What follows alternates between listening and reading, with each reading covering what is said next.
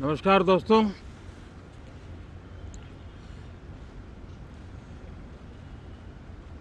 Monsoon सत्र में आप सभी मीडिया जगत के लोगों का स्वागत है। साथियों, मानसून नवीनता और नवसर्जन का प्रतीक है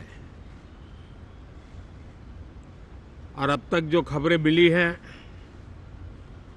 देश में मौसम बहुत ही अच्छे ढंग से आगे बढ़ रहा है। कृषि को लाभदायक मौसम की खबरें हैं और बारिश किसानों की अर्थव्यवस्था, देश की अर्थव्यवस्था, ग्रामीण अर्थव्यवस्था और इतना ही नहीं, हर परिवार की अर्थव्यवस्था में एक बहुत महत्वपूर्ण होता है। अब तक जो मुझे जानकारी दी गई है उस हिसाब से पिछले 10 वर्ष में जो पानी का भंडार हुआ है इस बार, वो करीब करीब 3 गुना हुआ है, जिसका आने वाले दिनों में भी देश के अर्थतंत्र को बहुत लाभ होगा। साथियों, ये मॉनसून सत्र राष्ट्र के लिए ये बहुत ही गौरवपूर्ण सत्र है।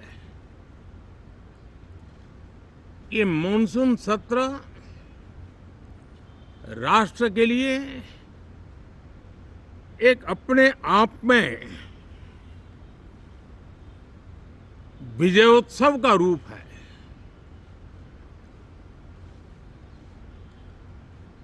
और जब मैं कहता हूं कि सत्र राष्ट्र गौरव और विजयोत्सव का सत्र है, तो सबसे पहले तो मैं पहली बार इंटरनेशनल स्पेस स्टेशन पर भारत का तिरंगा झंडा वहां लहराना, ये हर देशवासी के लिए गौरव की पल है। देश में साइंस टेक्नोलॉजी के प्रति, इनोवेशन के प्रति नया उमंग और उत्साह भरने वाली ये सफल यात्रा रही है और पूरे सांसद, लोकसभा राज्यसभा दोनों सदन देशवासी जिस गौरव का अनुभव कर रहे हैं उसमें एक स्वर से जुड़ेंगे, एक स्वर से इसका यशगान होगा, जो भारत को अंतरिक्ष में नई ऊंचाइयां पर पहुंचाने वाले जो भावी कार्यक्रम हैं उनके लिए भी प्रेरक बनेगा, प्रोत्साहक बनेगा। साथियों, ये मॉनसून सत्र एक विजयोत्सव है। पूरी दुनिया ने भारत की सैन्य शक्ति का, भारत के सैन्य के सामर्थ्य का रूप देखा है। ऑपरेशन सिंदूर में भारत की सेना ने जो लक्ष्य निर्धारित किया था 100% अचीव किया।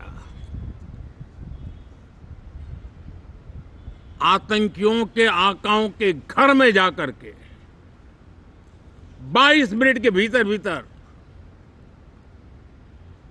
ऑपरेशन सिंदूर के तहत उसको जमींदोज कर दिया गया। और मैंने बिहार की एक कार्यक्रम में इसकी घोषणा की थी, जो हमारी सैन्य शक्ति ने बहुत ही कम समय में सिद्ध करके दिखा दिया। और इसमें मेड इन इंडिया सैन्य शक्ति का ये नया स्वरूप, इस पर भी दुनिया बहुत आकर्षित हुई है। इन दिनों विश्व के जिन जिन लोगों से मिलना होता है तो भारत के इस मेड इन इंडिया जो औजार तैयार हो रहे हैं, उसके प्रति दुनिया का आकर्षण बढ़ रहा है। मुझे विश्वास है कि जब सदन इस विजयोत्सव को एक स्वर में विजय के भाव से इस सत्र के दरमियान उन ओजस्वी तेजस्वी भावनाओं को प्रकट करेगा, तो भारत की सैन्य शक्ति को बल मिलेगा, प्रोत्साहन मिलेगा, देशवासियों को प्रेरणा मिलेगी और सैन्य क्षेत्र में जो रिसर्च, इनोवेशन और मैन्युफैक्चरिंग हो रहे हैं, made in India defence equipment बन रहे हैं, उसको भी एक बल मिलेगा और जो भारत के नौजवानों के लिए नए रोजगार के अवसर पैदा करेगा। साथियों, ये दशक हम एक प्रकार से देख सकते हैं कि शांति और प्रगति कंधे से कंधा मिलाकर के आगे बढ़ने के कदम कदम पर प्रगति के एहसास करते रहे हैं। देश कई प्रकार की हिंसक वारदातों का शिकार रहा है, लंबे अरसे तक शिकार रहा है। देश आजाद हुआ तब से ये समस्या को हम झेल रहे हैं, चाहे आतंकवाद हो, नक्सलवाद हो।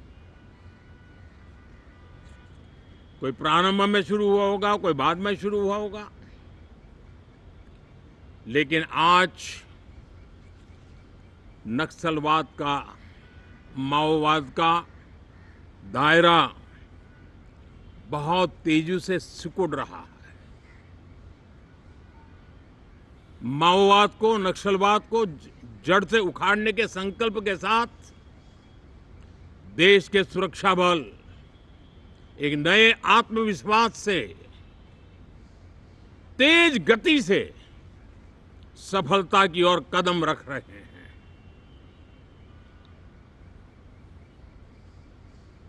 और मैं गर्व से कह सकता हूं,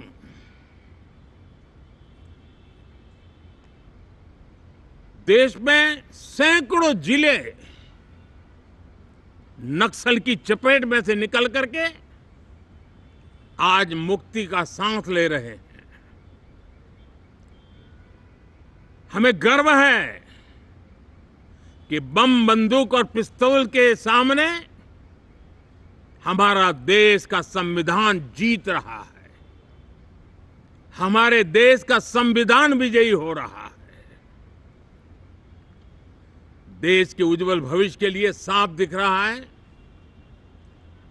कि कल तक जो रेड कॉरिडोर थे, वो आज ग्रीन ग्रोथ जोन में परिवर्तित होते नजर आ रहे हैं।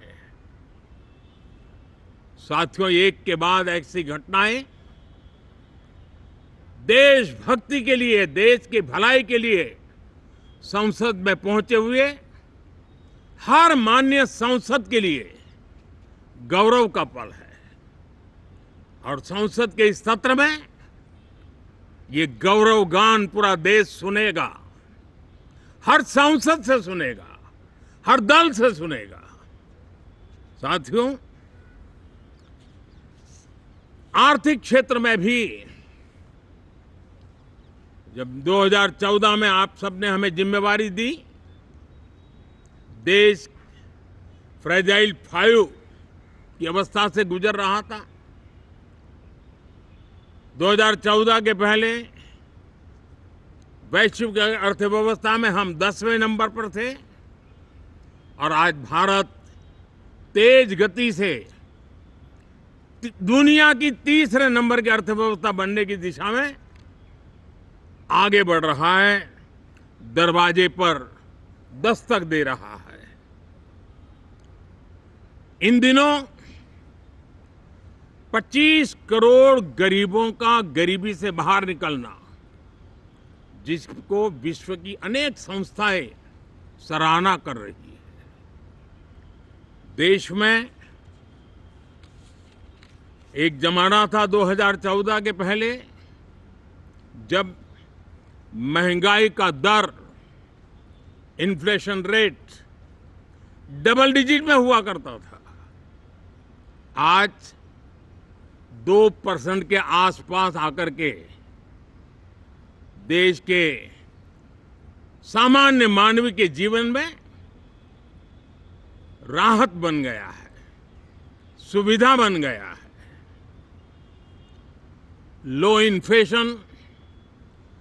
लो इन्फ्लेशन के सामने हाई ग्रोथ एक अच्छे विकास यात्रा की दिशा है। साथियों, डिजिटल इंडिया, यूपीआई आज भारत के एक नए सामर्थ्य को दुनिया देख रही है, पहचान रही है और ज्यादातर देश में उसके प्रति एक आकर्षण पैदा हो रहा है। यूपीआई ने फिनटेक की दुनिया में अपने एक नाम कमाया है। रियल टाइम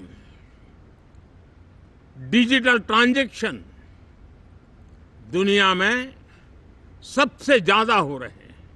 दुनिया में जितने हो रहे हैं, अकेले भारत में उससे ज्यादा हो रहे हैं।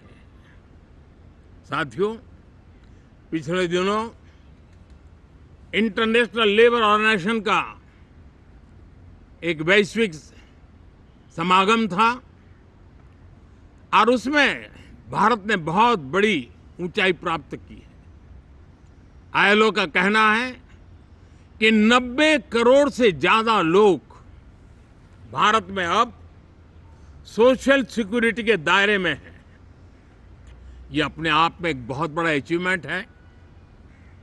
उसी प्रकार से वैश्विक संस्था WHO ने ये कहा है कि भारत अब आंख की जो बीमारी आमतौर पर बारिश के सीजन में ज्यादा देखी जाती थी, ट्रैकोमा, अब भारत को WHO ने ट्रैकोमा फ्री घोषित किया है।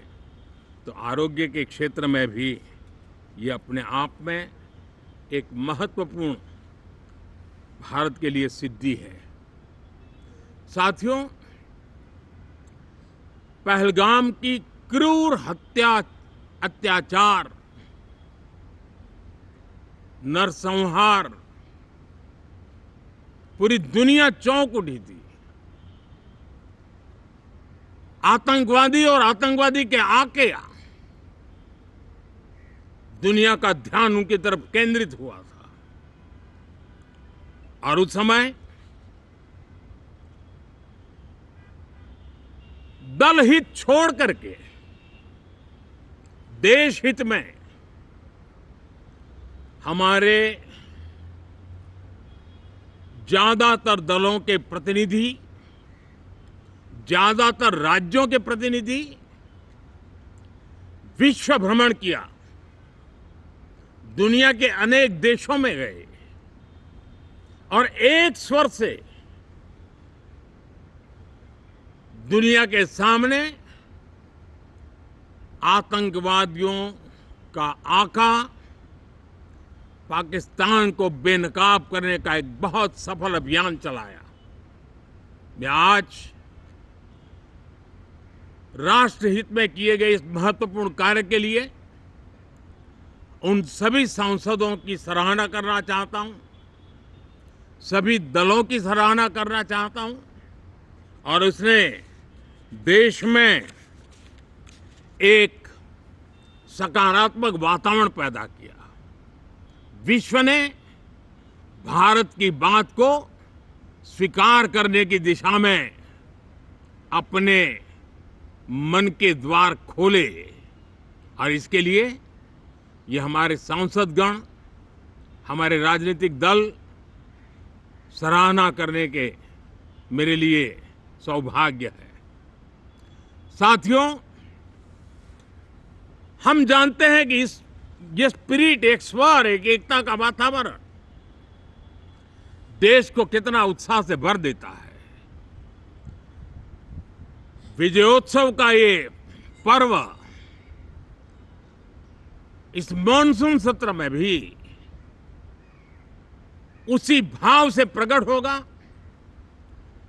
देश की सैन्य शक्ति को सराहना करेगा, देश के सामर्थ्य का गौरवगान करेगा और देश के 140 करोड़ नागरिकों को नई प्रेरणा का कारण बनेगा। मुझे विश्वास है कि हम सब मिलकर के